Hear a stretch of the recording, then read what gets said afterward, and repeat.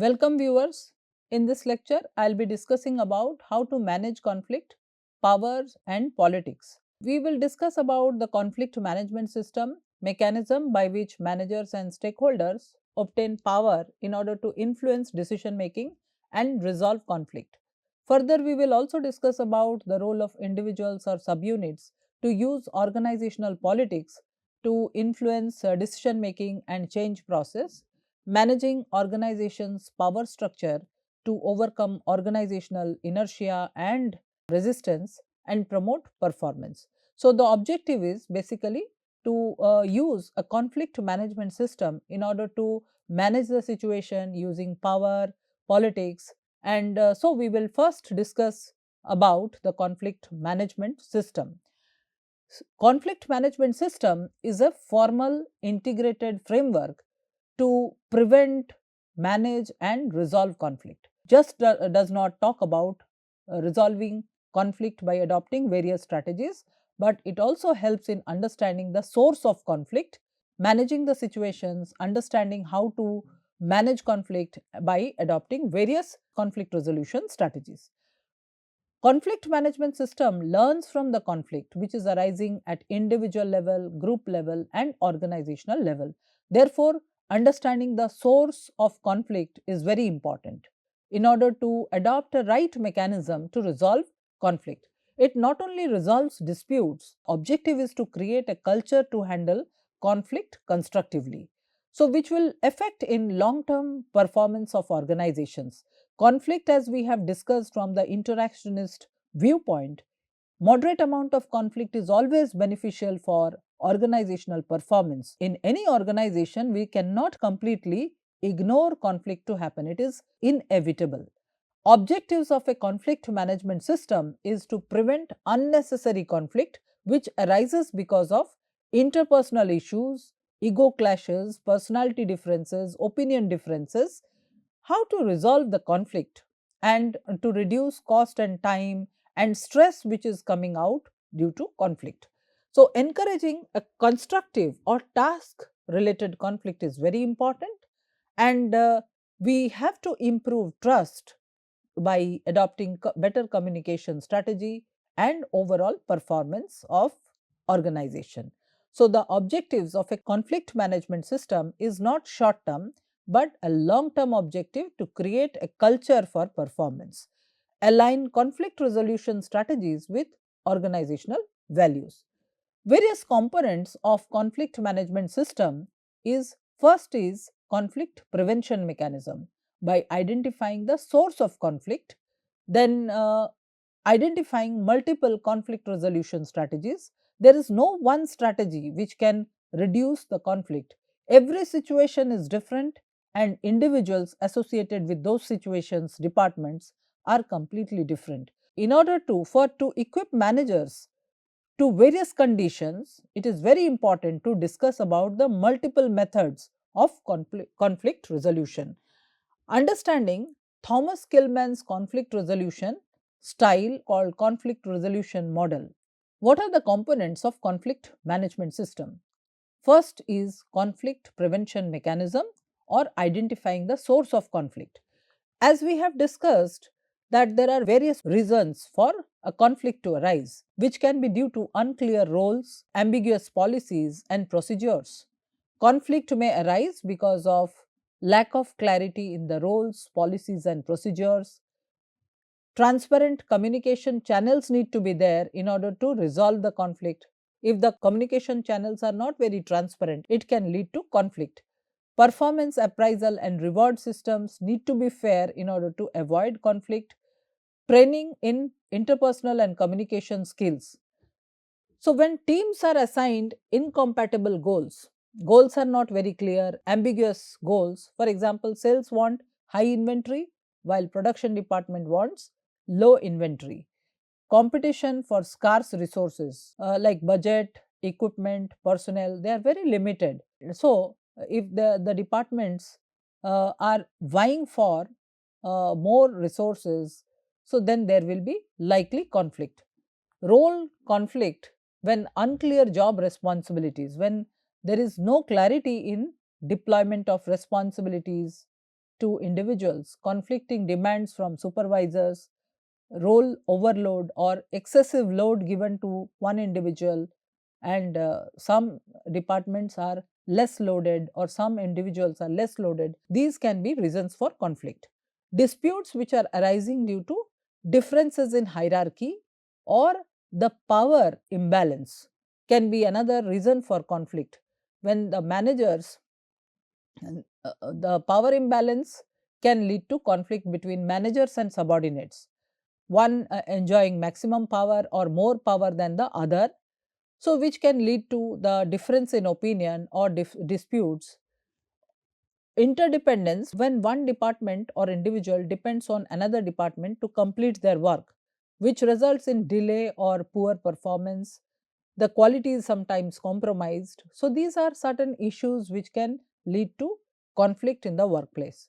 Process or structural misalignment, inefficient or poorly designed work process, ineffective meetings, confusing decision making authority.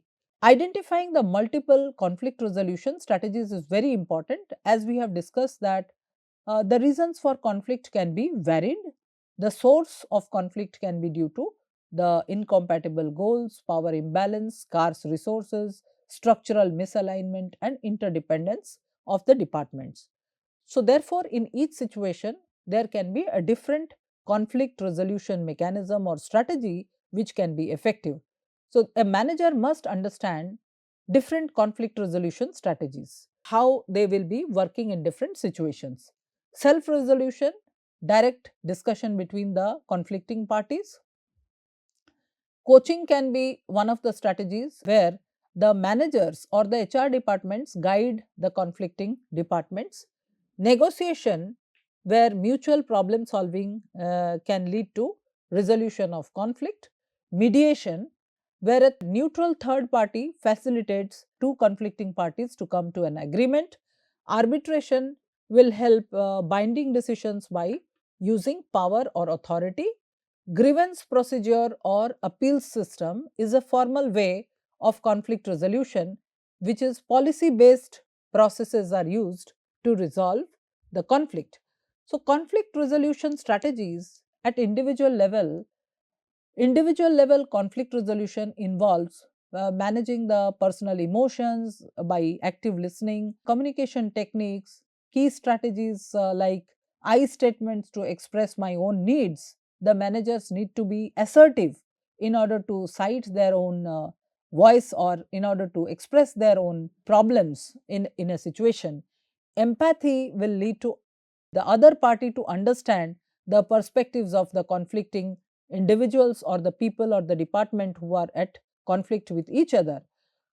Selecting appropriate approaches like approaches of collaboration, compromise, when in one situation collaboration can lead to a consensus, or in some situation compromise can be one of the strategies to resolve conflict, or accommodating the interest of both in order to have a win-win situation. So, based on the situation, the conflict resolution strategy can evolve. Conflict resolution model to management style has been proposed by Thomas Kilmann in 1974. So, let us understand what is this conflict management style or the model all about and how it is leading us to resolve conflict in different situations. Thomas Kilmann proposed a popular framework to analyze and manage organizational conflict. This framework identifies 5 conflict resolution styles based on assertiveness and cooperation dimensions.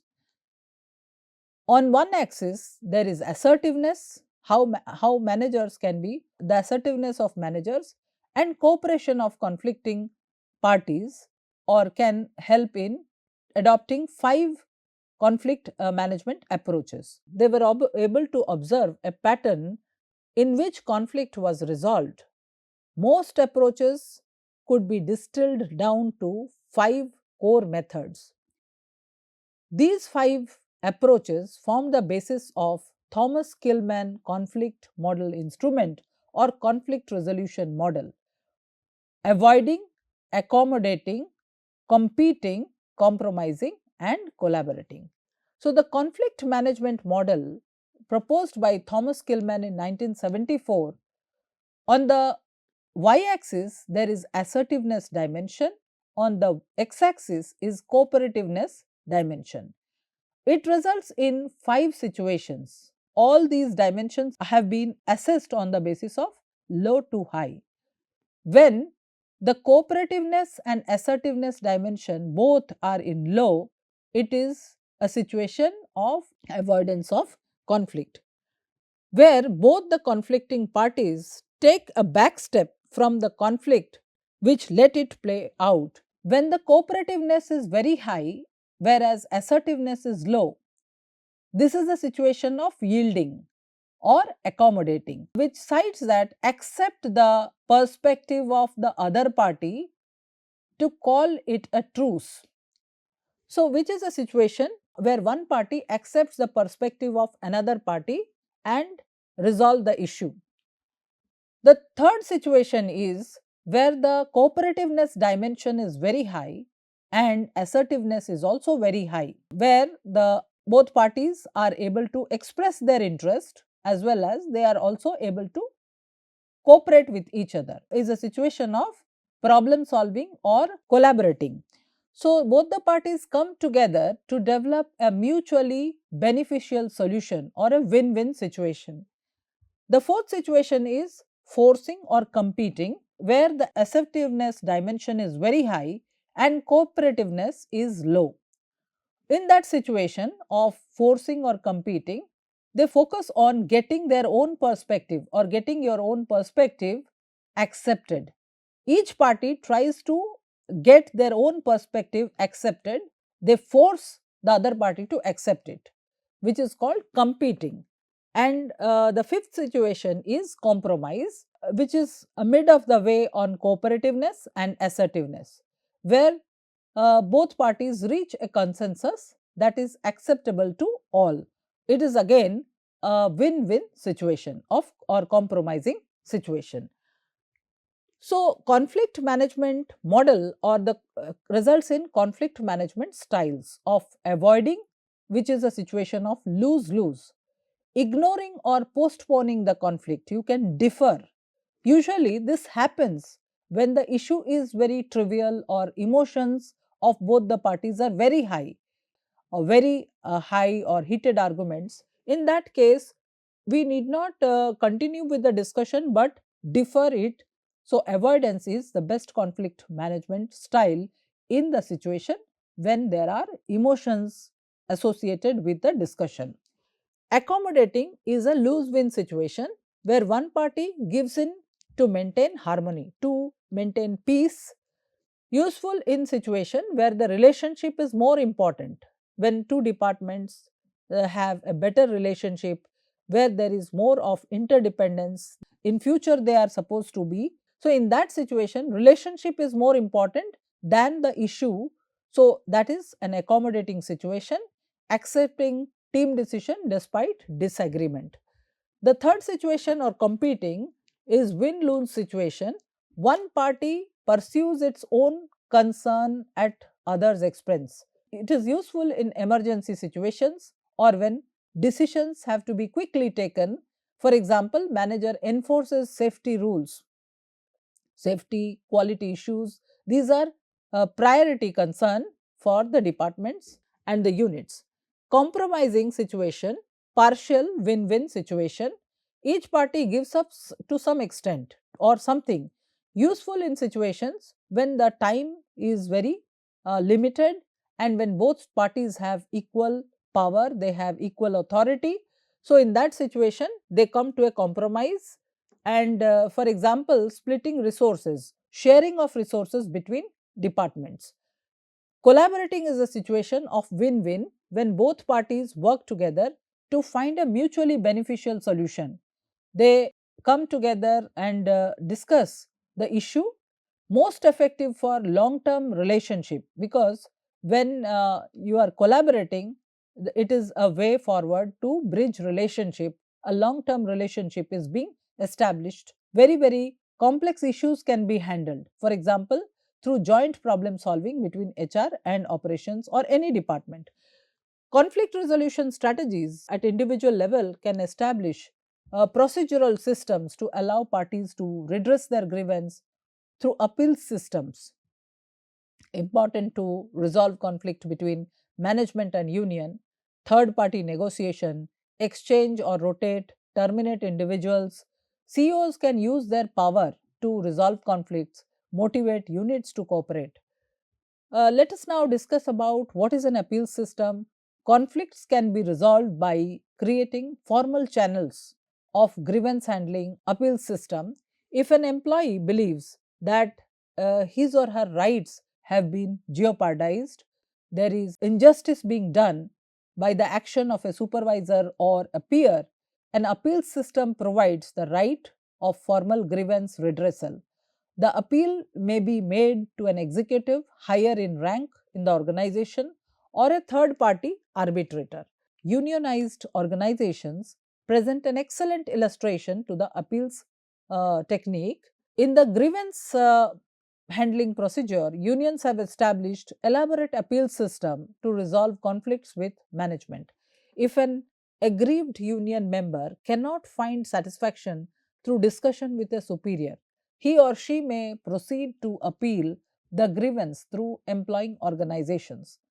A frequent route in an industrial firm may include presenting the case to the area supervisor, shift supervisor, plant superintendent, industrial relations manager, plant manager, and eventually a neutral third party arbitrator if necessary. Then we also further discuss about collaborative problem solving or joint problem solving. Collaborative problem solving is used to resolve intergroup conflict. This technique requires conflicting parties to come together face to face, confront the situation when underlying cause of conflict and share responsibility to resolve it. The purpose is to solve the problem rather than accommodate different perspectives or views. This technique requires conflicting units to have potential to achieve better solution through collaboration, joint problem solving. For example, using advanced technology, expertise, knowledge, and using new methods, root cause of misunderstanding becomes evident. The problem solving attempts to accentuate the positive by highlighting commonly held views of both the parties. In this approach, commonly agreed views are accepted and important views are often ignored, which is referred to as Grisham law of conflict. Grisham law has actually been used in the context of economics as bad money drives out good. This concept can be applied in the context of joint problem solving or collaborative problem solving to describe scenarios where the low quality ideas, information, or behavior dominate and marginalize the high quality ideas, information, experience. So, in that situation, uh, superficial, easy to produce, or popular contributions, or which are very easy to access and can overpower the deep thinking, complex situations, rigorous problem solving techniques. Whereas problem solving seeks to emphasize the similar views and generally avoids those that breed a hostile climate of disagreement. Grisham's law applies to collaborative problem solving. There is a mechanism to encourage collaboration, information overload, and quality. Similar to how bad money drives out good, an abundance of easily accessible, low quality information, uh, for example, in a brainstorming situation or during the research phase, can drown high quality, credible, or in depth information. Shortcut over substance. Just as Grisham's law applies to maths pedagogy, where algorithms drive out thought, that is, using a simple formula without understanding it, in a collaborative work, the desire for a quick fix solution, shortcuts, can often lead to ignoring the complex but superior solutions. So, what happens generally is many a times the thoughtful ideas, carefully crafted ideas, which are actually useful for organizations' performance, improving the quality of the output, is generally ignored because there is a plenty of quick fix solutions available. Speed versus accuracy. Under time pressure, low quality, immediately applicable solutions are preferred over high quality, long term, and potentially effective ones. Certain examples of collaborative problem solving. Knowledge sharing platforms. In collaborative environment, low effort content, for example, superficial summaries, may get more engagement, effectively hinder deeper, more researched or valuable contributions. During team decision making, bad ideas, biased and popular ideas, or simplistic, easy success or easy approach might be adopted quickly because they are easy to agree on. Driving out of good ideas, for example, counterintuitive, complex, or unpopular ideas that require more analysis, is generally bogged down or ignored. During software development, low quality codes, that is, quick fix or lack of documentation, can fill a repository and make it hard for high quality, well designed, maintainable code to be prioritized or even used, which will have a repercussion on the team's performance. It reduces the quality of output, lowers the standards of the team. A culture of mediocrity develops, whereas shortcuts are though rewarded and excellence is often ignored. Misaligned incentives. Team members may be incentivized to produce fast, superficial results rather than thorough, high quality work.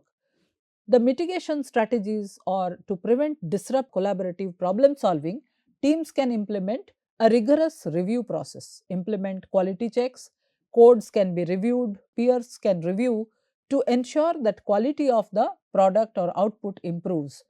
Focus on the process, reward the process of critical thinking, not just the output. Cultivate higher standards, build a culture that values excellence over quick fix solutions. Bargaining zone model or zone of possible agreement. Bargaining zone model is a conflict resolution framework which identifies the range in which a negotiated agreement is satisfactory to all the parties. It represents the area where the maximum positions of two or more negotiating parties overlap. To effectively use this framework, negotiators must understand the three main points. One is initial offer, that means the opening offer, which sets the stage for negotiation. Then there is a point of resistance, the lowest for the sellers or employers, or which is highest for the buyers or employees, and which is a point a party will accept agreeing. Target point is the desired optimal outcome of each party. So, if you look at the bargaining zone model, or the zone of possible agreement, has an initial offer point, a point of resistance, and a target point, speaks about positive versus negative bargaining zones. Positive bargaining zone is an overlap exists, meaning both the parties' positions are compatible. Negative bargaining zone, there is no overlap. The lowest price the seller will take is higher than the highest price the buyer will pay. A deal is not possible without changing one or both the parties' positions. So, strategies to resolve conflict using bargaining zone model.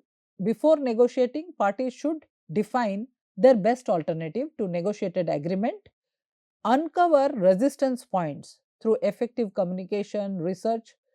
Parties try to determine the other side's minimum or maximum level of tolerable limits. Using integrative bargaining in a negative zone, the parties should attempt to enlarge the pie or expand the resources by adding more issues to the negotiation, like offering better services, benefits, or altering terms and conditions to create a positive zone. Adjust expectations. If a negative zone continues or persists, parties must revise their resistance points, giving some concessions to find a mutually acceptable agreement. Situational influence on negotiation is the location where the negotiation happens, or the physical setting, the time passage and deadline, and who is the audience. Effective negotiation behavior is preparation and goal setting, gathering information, communicating effectively, and making concessions. A contingency model of third party intervention talks about various stages and intervention sequence which will result in different situations of negotiation, mediation, consultation, arbitration, development aid, or to reduce inequality. Stage 1 discussion, that means conciliation, assist communication, then it will lead to negotiation or settling the interest of both the parties. Then polarization, when there is a difference, through consultation relationship between two parties can be improved, which will lead to negotiation or pure mediation, which will help in settling the interest of both the parties. Segregation, arbitration can be where power mediation, where power can be exercised to mediate the relationship between two or to improve relationship between both the conflicting parties through consultation. Then destruction, where a peacekeeping, there is difference between the two conflicting parties, is breaching the peace.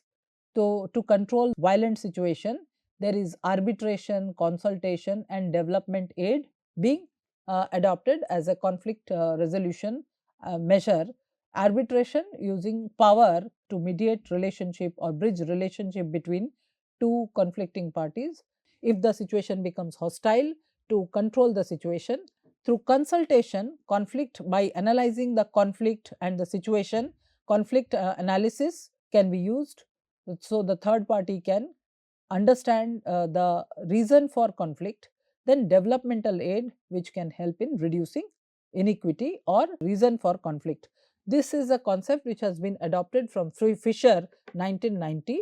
This model explains about the various stages through which discussion, polarization, segregation of the reason of conflict, and when the conflict has become very destructive or which is detrimental, the situation can be brought under control, and the two departments which are in conflict can be brought to a negotiation through various mechanisms of consultation, arbitration, and using power to bridge relationship between both the conflicting parties.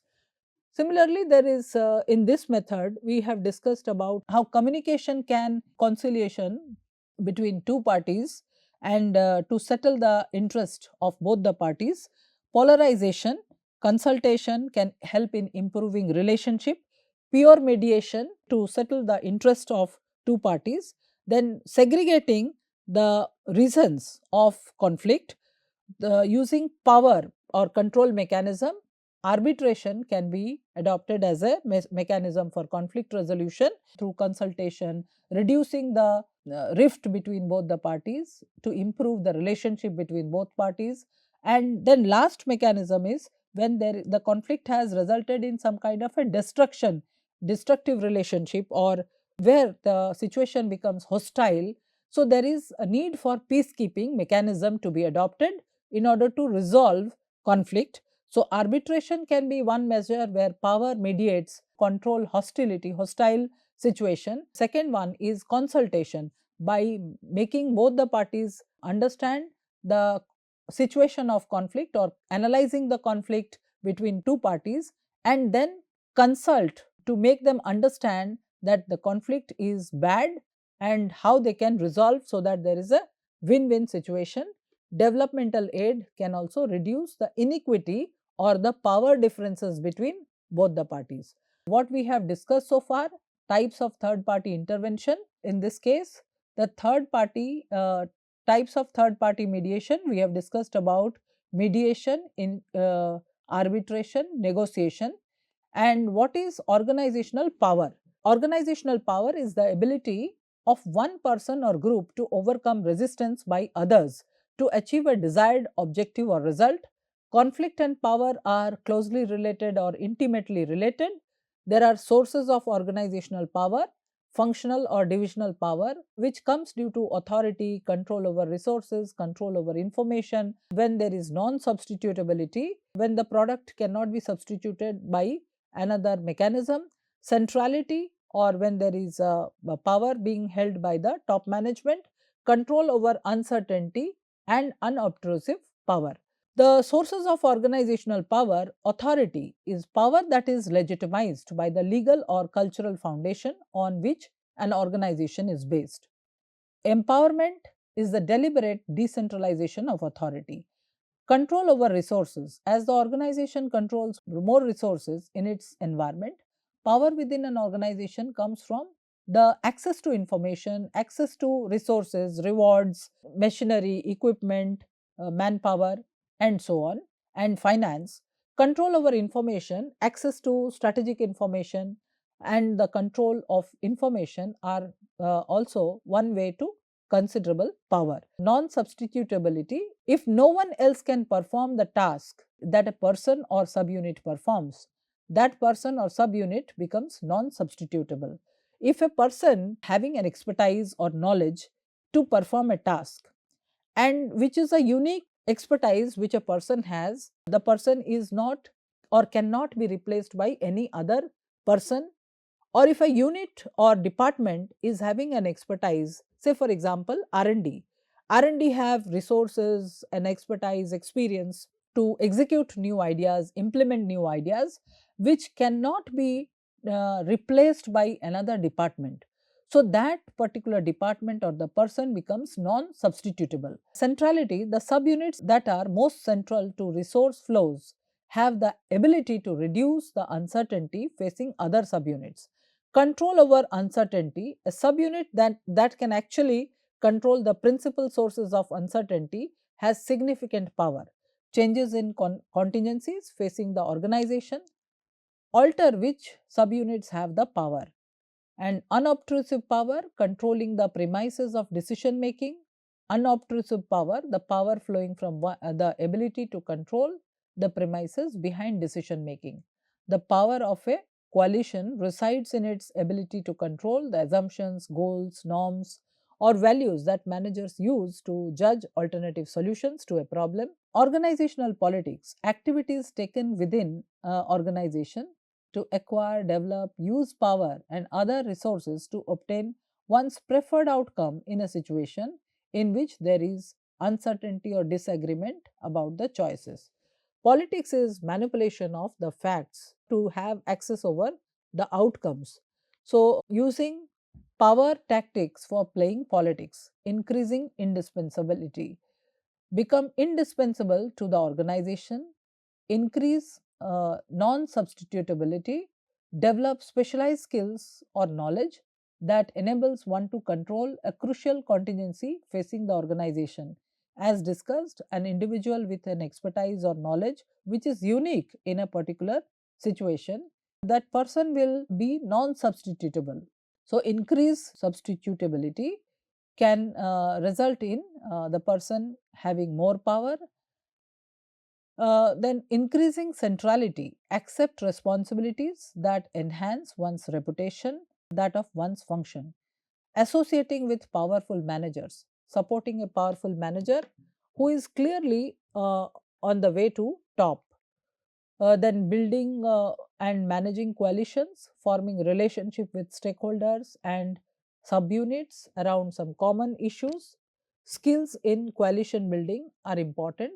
Influencing decision making, it must be circumspect in the use of power. Controlling the agenda, by setting the agenda, managers can control the issues and the problems to be considered. Bringing in an outside expert, use supposedly neutral outsiders to support the views of the coalition.